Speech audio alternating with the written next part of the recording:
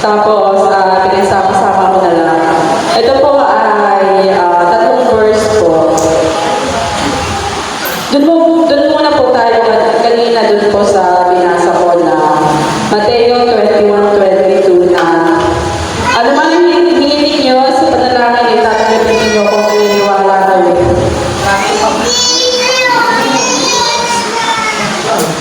Yan. Nais ko muna po akong tanong. Sino po dito makakapagsabi na that prayer are powerful? Amen. At ang isa na tanong. But how can we say na powerful ang prayer kapag nasagot lang ang ating mga panalangin?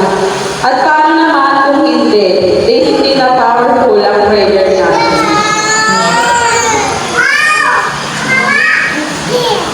Pero sinasabi po rito, nakapangyarihan ng prayer ay hindi lang nasusukat sa mga bagay na nakukuha natin.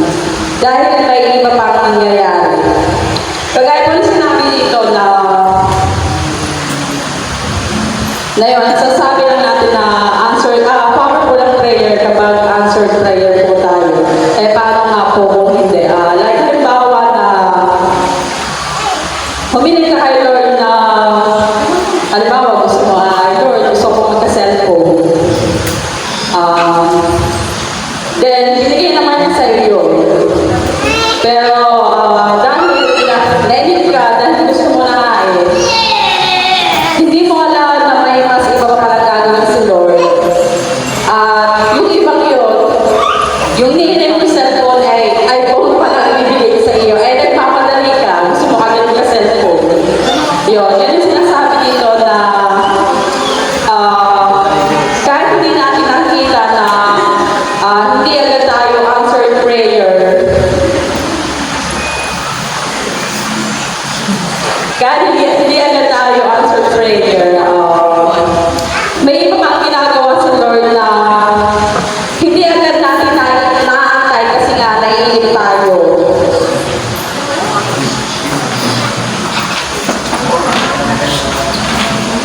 When we are devoted in prayer, masasabi pa rin natin powerful ang prayer kahit hindi tayo answered prayer. Ayun, pag po daw tayo ay tapat na nanalangin, masasabi pa rin po natin na makapangyarihan ang panalangin kahit hindi tayo answered prayer. Kasi hindi naman po lahat ng kumbaga kung ano man yung ating mga pinapanalangin ay hindi naman po agad natin makukuha ng ganun-ganun na lamang. Yun nga, kagaya na sinabi kanina na may iba pang ginagawa ang Diyos. Like sila.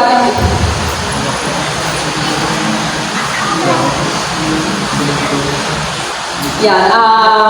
Alam niyo naman po siguro yung charger. Kagaya ng cellphone, pag lowbat na siya, ay na-charge natin. Sa atin, yung charger natin, ay ang ating spiritual life ay ang ating panalangin. Yung charger natin ang ating nagiging panalangin. At outlet naman po or labasan ay yung strength na nagagaling kay Lord. Paano po pag yung sagad na lobat na. Kumbaga, doon pa tayo mag-charge, diba? Hanggang magagamit natin yung cellphone, doon pa rin charge natin siya pag talaga siya lobat na. Pero ang sabi dito ay huwag natin sagarin ang ating battery bago tayo mag-charge. Padalon po tayo. Yan. Doon naman po tayo sa unang Korinto 13. Wala pang pagsubok na dumating sa inyo na hindi pa naranasan ng ibang tao. Tapat ang Diyos at hindi niya kayo tulog na kayo subukin sa higit ng halin. Subukin ang higit sa inyong makakaya. Sa halip din ng pagsubok, bibigyan niya kayo ng lakas at pagpakayanan ito at ang paraan Yan. Sinasabi ko dito na wala pang pagsubok na dumating sa atin na hindi naranasan ng ibang tao. Nung isang gabi, may kausap ko ako. Kung ano man yung pagsubok na pinagdadaanan namin ngayon ay lagi rin nilang nararanasan. Ang tanong ko sa kanya ay, hindi ka pa sanay kasi lagi nilang nararanasan yan. Ang salita niya sa akin ni Apo, sinong masasanay sa ganong sitwasyon? Siyempre, maiiyak ka pa rin. Yun ang salita ng babae na kausap ko. Pero ang sabi nga po ay, hindi porket may pagsubok tayo ngayon, hindi porket nahihirapan tayo, tatanggalin lagi ng Lord yung mga bagay na nagpapahirap sa atin. Lalo kung yung mga bagay na nagpapahirap sa atin ngayon is actually the very thing that will make us strong. Yun, pinagpaligay ko na rin sa sarili ko na baka yung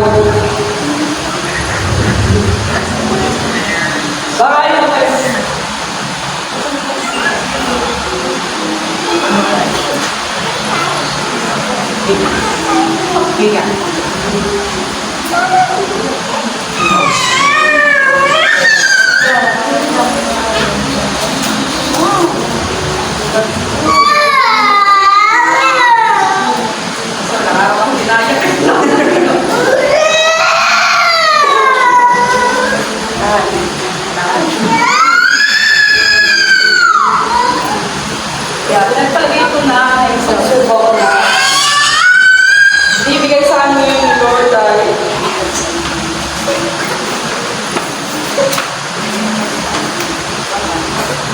para mas lalo ako matatagal din.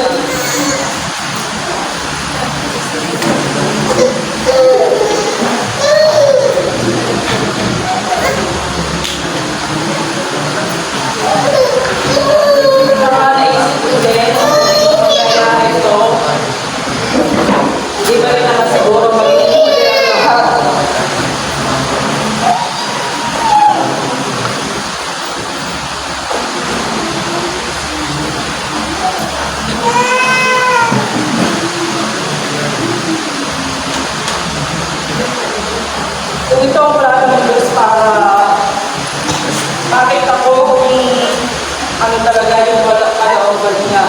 Sinabi ko naman na pinaragang na namin. Hindi ko lang kasi maintindihan sa tuwing may pag-uusap, walang eksaktong sagot.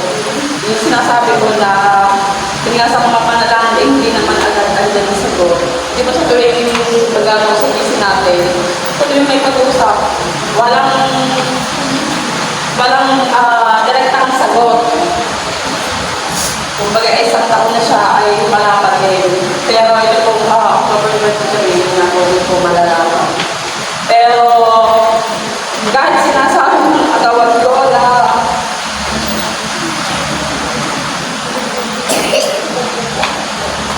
nakakapagod na.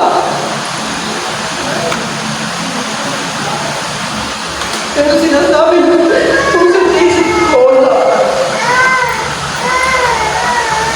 kailangan ko na, kailangan ko kami natatag. Kasi ako yung muna.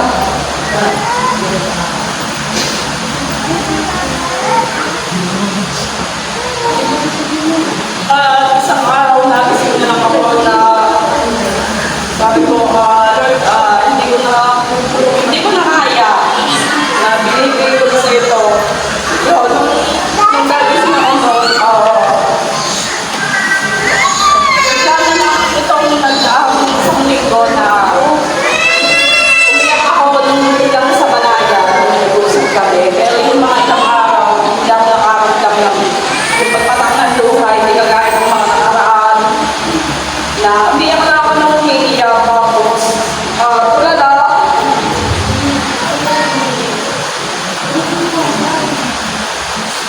Grabe yung impact ng ginawa nila sa amin na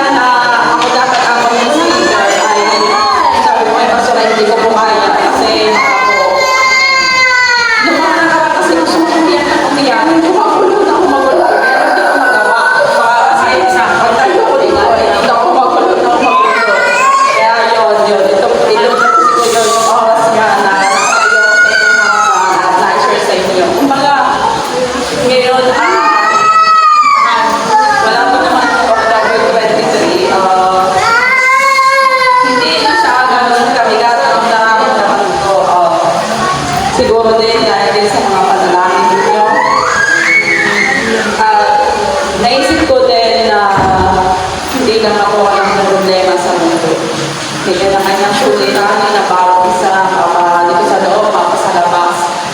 Alam ko na mayroon pang mas malaking problema kaysa sa akin. Naisip ko din na malakas naman ang aming pangangatawan para hindi namin makayanan kung ano man yung problema ng aming kinakaharap ngayon.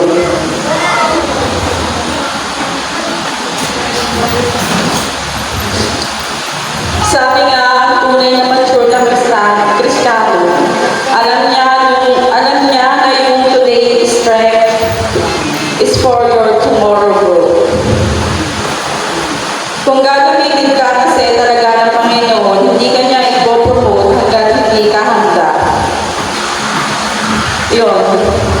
Yun yung kaya sinabi ko kanina na inihanda ko na yung sarili ko. Kasi nga, yun nga, ang tunay na mature na Kristiyano, alam natin na kung ano man yung ating pinagdadaanan ay yung kinabukasan na magpapatibay sa atin.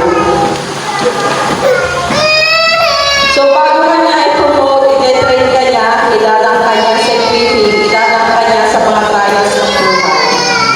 At sa pag-train niya, meron kang problema, hindi ka makalabas, hindi ka makawala. Itong problema ito, parang isang taon na naiikutan ng kami.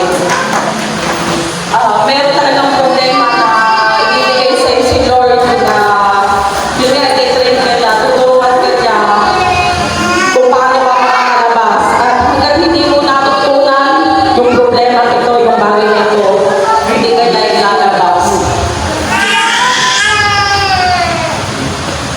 Pero ang sabi ko naman, Lord, hindi mo ako mailabas, hindi mo tatapusin ito, patatagin mo na lang ako. At para ma-endure ko, buksan ko yung mga mata ko para makita ko kung anong yung lesson na tinuturo ko sa akin. Patapos po tayo sa tapos tayo. Yung last po, ito po yung pinaka-favorite verse ko. Na malagpuan po sa Jeremiah 33:3. Kung mananalangin ka sa amin, tutugunin kita at papayag ko sa iyo mga bagay na dating at mahiwaga na hindi mo pa nalalangin. Yun nga po, kagaya po yung sinabi ko kanina na hindi ko maintindihan na sa tuwing nag-uusap kami ay yun nga, wala agad sagot. Siguro dahil na alam ko na may papakita at may gagawin pa ang Lord. Bagamat ang abogado namin ay tao, yun nga, alam naman natin sa tao ay malimit ay talo ang kaso. Pero ay nawa ay kung lolokin ng Diyos na mahanap kami ng bagong attorney or kahit yung tao ay yung sa batas talaga, dahil alam naman po natin lahat kung ano talaga ang totoong nangyari. Kaya ay, itong verse nito ay ginagamit ko pa rin. Saan man kami magpunta, sino man ang aming makausap.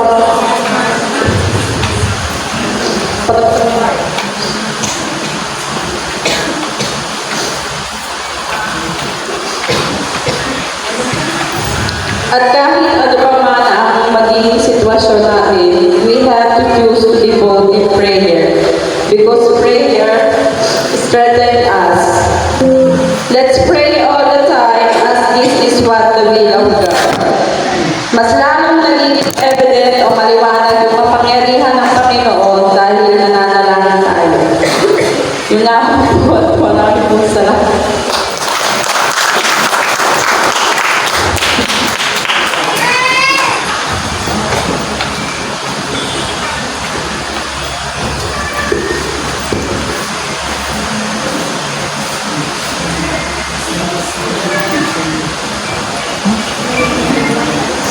Maraming po salamat sa ating tagapagsalita. Totoo naman talaga na bawat isa sa atin dumadaan sa problema. Pero hanggang natin si Lord, hanggang ito yung malapit sa Kanya, hindi Kanya pababayaan. Dahil tayo naman ang pagsubok yung nidadaan lang yan, di po ba, Pastor? Yung nidadaan lang, hanggang kayo maging matatag sa bawat pagsubok, kayo ay